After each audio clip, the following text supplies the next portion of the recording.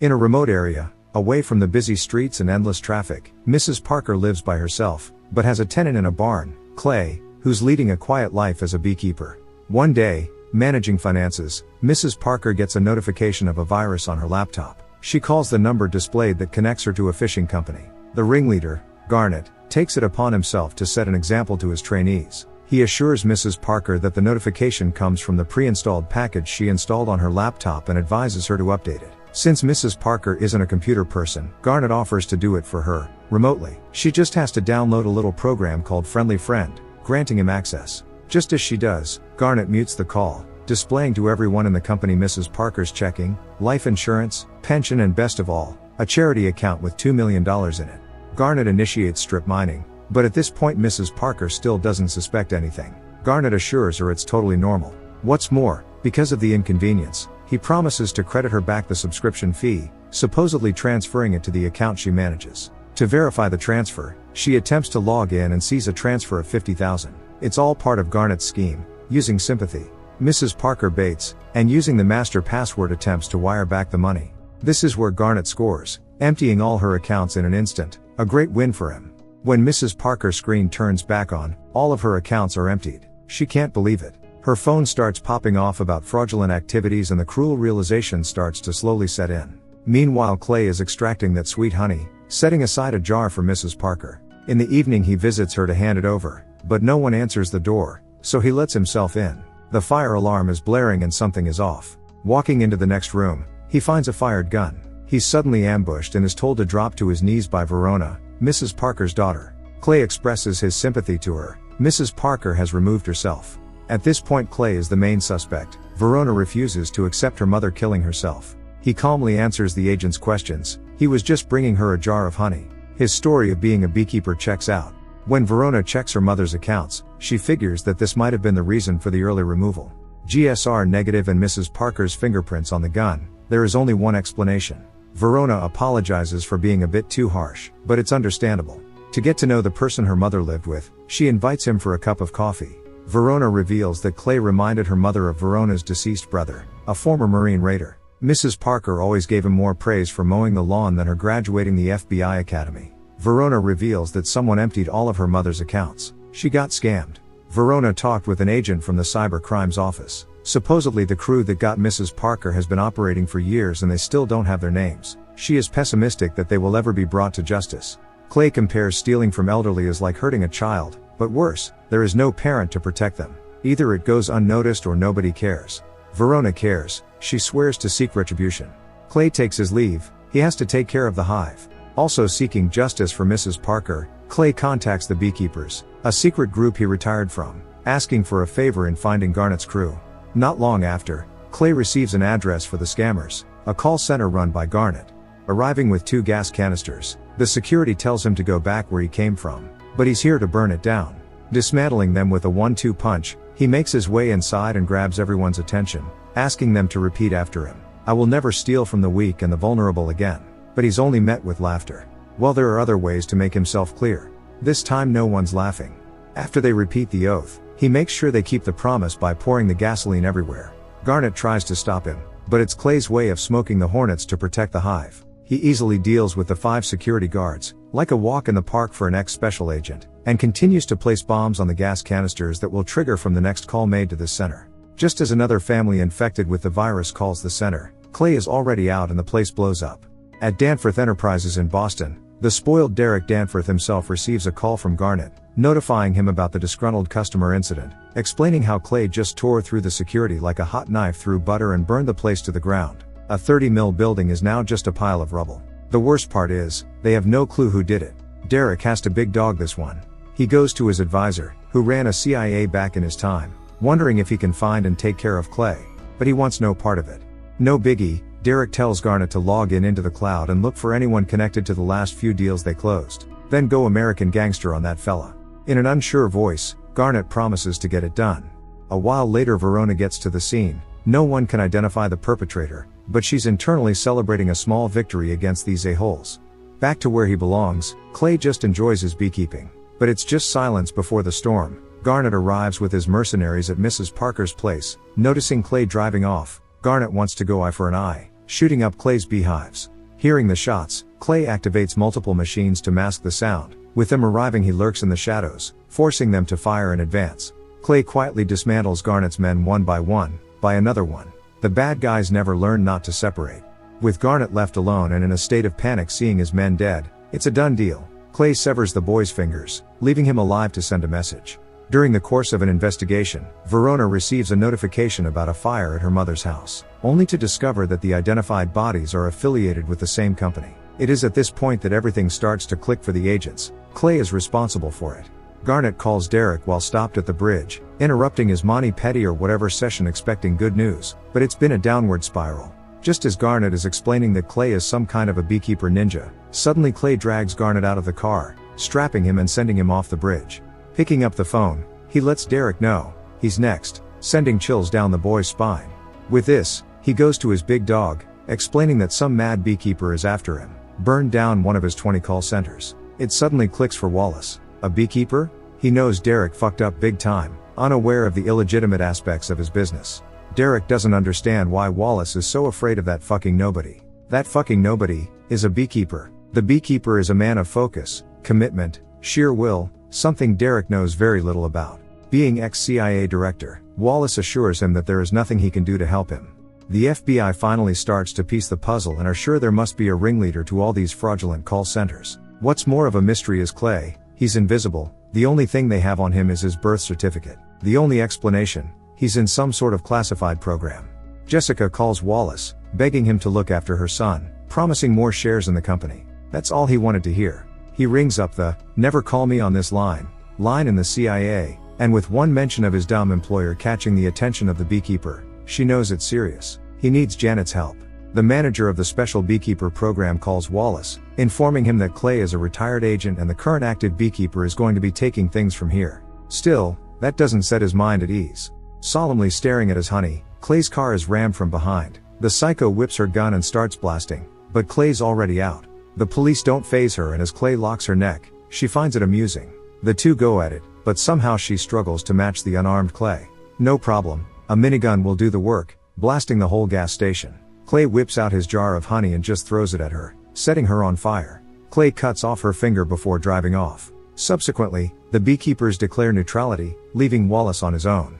The FBI slowly catches up with Clay's antics, finding Garnet's body and arriving at the gas station scene. The girl is also a ghost just like their friend they're chasing. What's more, she has a book about beekeeping.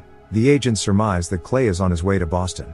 Wallace has gathered together ex-military, explaining to them that a secret organization that isn't disclosed to even the director of the CIA, for decades has operated from the shadows. The beekeepers are given all resources and are allowed to act on their own judgment. But now, a retired beekeeper has gone rogue and isn't acting in the hive's best interest. He calls the former Special Forces personnel a bunch of babies compared to Beekeeper, but maybe with enough of them, they have a chance.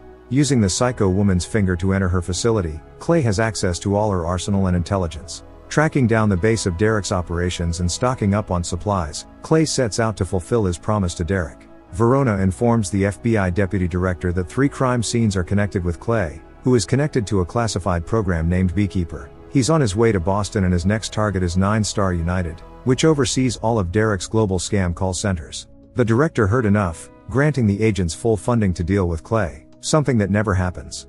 The FBI SWAT team storms the building, but the private security has it on lock. They settle for a perimeter outside. The team goes through all the other entrances this building has, but there is none.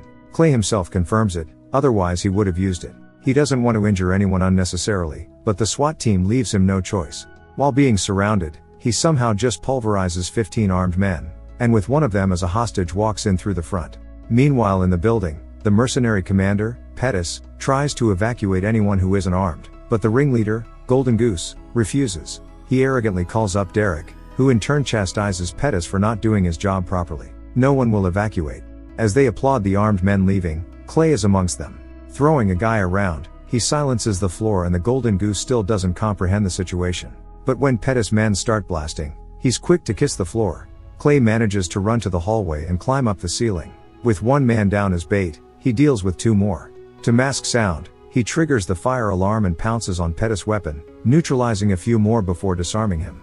Whipping out an axe, Clay grabs a fire extinguisher, blinding Pettis and boinks him out. With more agents on the street, Verona commands them to roll in. Clay sets up wires for his next plan. Just as the mercenaries think they have him cornered in an elevator, he blows the cable wire, taking those who ran out down with the elevator. Crashing at the bottom, the agents prefer to take the stairs anyway. With the mercenary chain of command in disarray, they are just sitting ducks for Clay to pick off in the dark. With all of them dead, the Golden Goose is next on the chopping block. Using stapler as a torture device, Clay wants to know who's above him, explaining in the process why he's doing it. It's all because they messed with the only person that ever took care of him.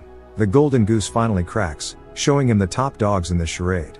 Finally Verona made her way there. Directly speaking with Clay, she assures him there are laws for these things, but Clay mentions there are things laws can't fix, but he can, making his escape as the rest of the agents arrive. For now they settle for the Golden Goose and his crew. Looking at the laptop, Verona now also knows who Clay's target is. At some luxurious restaurant, Derek is worried sick and Wallace receives the dire news. His mercenary guys are all dead. Maybe it's time to call Derek's mother. Clay can't take action if they're in Jessica's and her people's proximity. Derek loves the idea. Derek rings her up, without disclosing his Clay situation. He asks if he can visit her and she agrees. Turns out Jessica is the President of the United States of America. No way Clay can exterminate the Queen Bee, right? Verona's agent friend mentions that maybe it's a good idea just to let Clay do his thing. But she can't, even if it's the morally right thing to do. Verona informs the FBI deputy director that Clay is following the money. 9-Star United uses data mining software to identify people with no heirs or family, targeting their assets. But there is another company involved which several US government agencies use. Both operated by Danforth Enterprises, founded and operated by Jessica Danforth, who recently stepped down because she was sworn in as the president. They are the only three that know of this and the deputy director wants to keep it that way. Due to Jessica's association with the scam, Derek might not be the only one on the chopping block. The president is in danger. At the Danforth Beach House, the security is tight, but Verona is there to make it tighter. Derek is already there, chilling, having a beer. But Wallace can't stop panicking. Like this amount of Secret Service agents isn't enough to stop one man. Wallace even hired the most elite team he could think of. Yellow has killed one beekeeper before, at a cost though, hoping to be this lucky this time around as well. Jessica is furious no one notified her of what's at stake. The Secret Service goes as far as welding shut every manhole around the estate, and thoroughly checking every vehicle that comes through. Making his way into the sewer system, the welded lid doesn't stop Clay from opening the manhole, hopping on a skateboard and making his way to a car in front. But one of the agents spots Clay, but before he could make a sound, Clay incapacitates him and stuffs him in. Now Clay has the perfect disguise to just waltz in. With Yellow's kill squad arriving, the place might be the most secure location on the entire Earth. Not even Rambo could break through, but did Rambo have timed explosives? Changing into a suit, here begins the next part of Clay's plan. Just blend in with the rest of the guests. Verona sees the deputy director speaking with the president, understanding that she's learning the truth. Grabbing her son, they go into a private room, where only 3 of them remain. The deputy director calls out the family about his concerns involving illegal money, and Jessica directs the question to Derek, as the head of the business. This makes him uneasy. Looking for his targets, Clay is spotted by Verona and he gives her a nod, but she notifies all Secret Services that Clay is in the house. The kill squad is also in action. Finding him outside, with all guns on him, Clay is about to surrender. But what's that in his hand? Wallace gives a go sign for an execution, but Clay doesn't think so. Blowing up the cars is enough of a distraction to shoot a few guys and make his way into the house. Yellow still isn't out of it. Clay wants as few deaths as possible. Taking an agent hostage ensures him a safe passage. In the yard, he dismantles the kill squad members one by one, surely making his way to the main target, who at this point starts a family feud. Jessica blames it all on Derek, but without the illegal funding for her campaign, she would never have won the election. Turns out Jessica never knew where the money came from, but Derek isn't about morals, he just needed to get the job done. Like clockwork, Clay goes through the agents without anyone shooting him in the back or anything like that. He got all his angles covered alone. Jessica decides that she will tell Clay and the whole world the truth about Derek's use of the data mining software, even if it costs her everything. Clay is seconds away from the room with Derek and co., but Yellow is a tough nut to crack. The two go hand-to-hand combat, throwing each other around. At this point I'm sure that Clay is like a Terminator and Yellow isn't the T-1000. Psych. Or is he? Nope. The missing leg was the problem. Yellow is dead. At this point, Verona might be the only one Clay has a soft spot for. While stopping his bleeding, Wallace tells Clay that he has proved his point. He can still turn back, live a quiet life. But they are way past that point. It's personal for Clay and he is here to right the wrongs. He plants a claymore on the door and sits Wallace down. As Clay is about to make his entrance, Derek shoots the director and takes his mother hostage the moment Clay blows up the door and enters. Verona also makes her entrance and there's a standoff. Clay tells Verona to decide, she works for the law or for justice. He one-taps Derek and makes his escape. President is unharmed. Verona still has a shot, but she chooses justice. Clay gives her a final nod, before leaping away, where he has a suit stashed with swim gear. He is out. Thank you for watching. Subscribe for more videos like this.